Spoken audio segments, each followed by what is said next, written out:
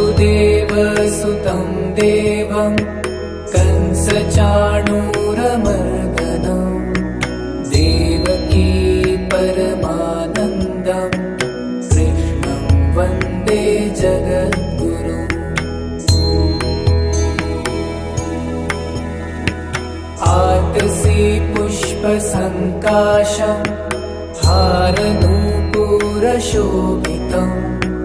रत्नकङ्कणकेयूरं कृष्णं वन्दे जगद्गुरुम्।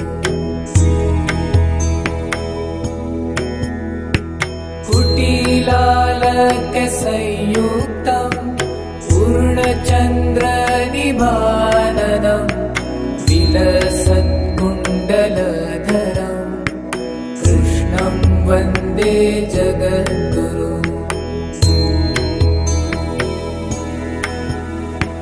मन्दारगन्धसंयुक्तं चारुहासं चतुर्भुजं बर्हिपिञ्चावचूडाङ्गं कृष्णं वन्दे जगद्गुरुम्।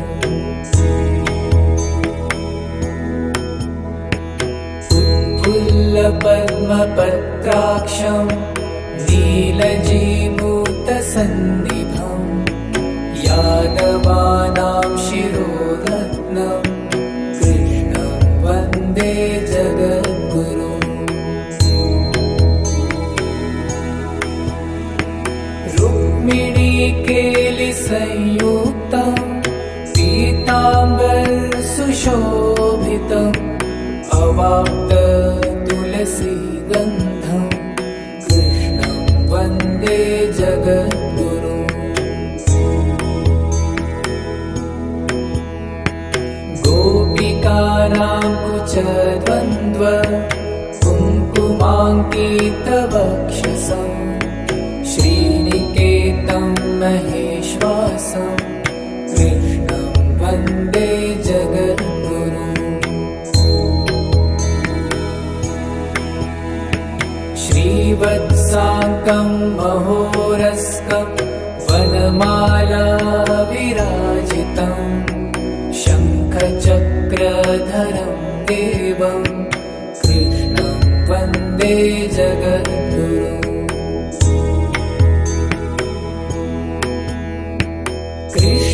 कृष्णाष्टकमिदं पुण्यं प्रातरुत्थाय यः पठेत् कोटिजन्मकृतं पापं स्मरणेन विनश्यति।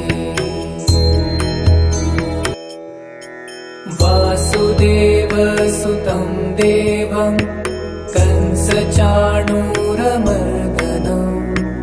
देवकी परमानन्दं कृष्णं वन्दे जगद्गुरुम्।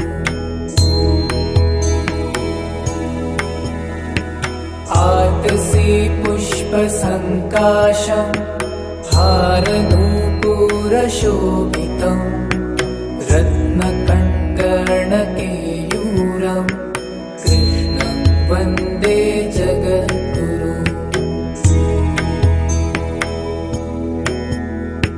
कुटिलालकसंयुक्तं पूर्णचन्द्रनिभाननं विलसत्कुण्डलधरं कृष्णं वन्दे जगद्गुरुम्।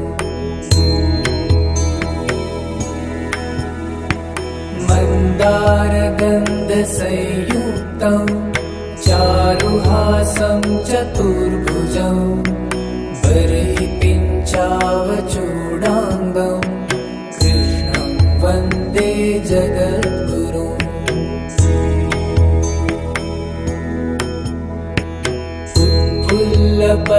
उत्फुल्लपद्मपत्राक्षं नीलजीमूतसन्निभं यादवानां शिरोरत्नं कृष्णं वन्दे जगद्गुरुम्।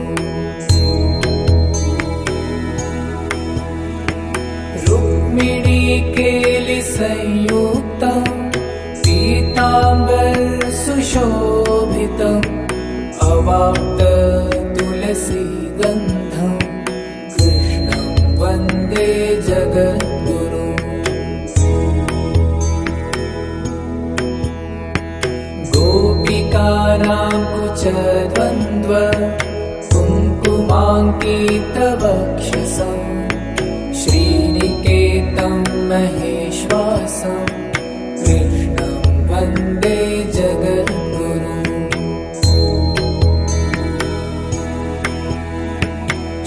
श्रीवत्साङ्कं महोरस्कं वनमाला विराजितं शङ्खचक्रधरं देवं कृष्णं वन्दे जगद्गुरुम्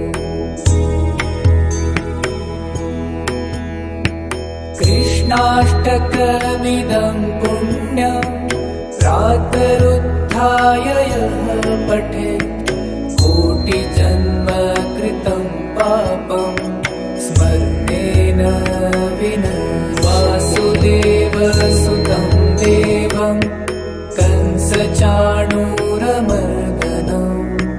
देवकी परमानन्दं कृष्णं वन्दे जगद्गुरुम्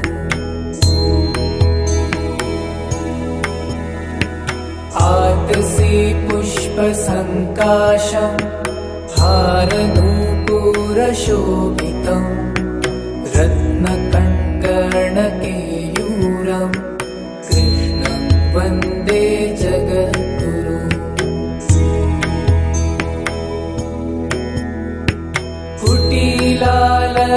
कुटिलालकसंयुक्तं पूर्णचन्द्रनिभाननं विलसत्कुण्डलधरं कृष्णं वन्दे जगद्गुरुम्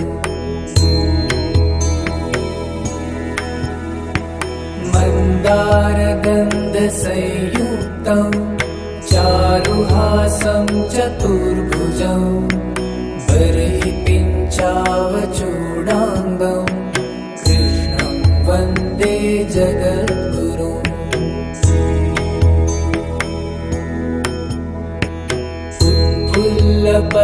उत्फुल्लपद्मपत्राक्षं नीलजीमूतसन्निभं यादवानां शिरोरत्नं कृष्णं वन्दे जगद्गुरुम्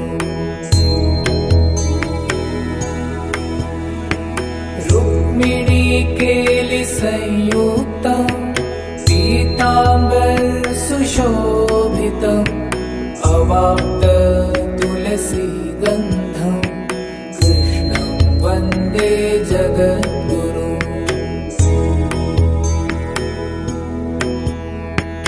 गोपिकानां कुचद्वन्द्व कुङ्कुमाङ्कितवक्षसं श्रीनिकेतं महेश्वासं कृष्णं वन्दे जगद्गुरुम्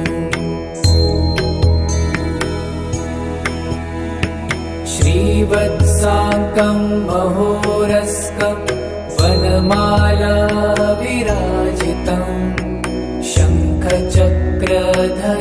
देवं कृष्णं वन्दे जगद्गुरुम्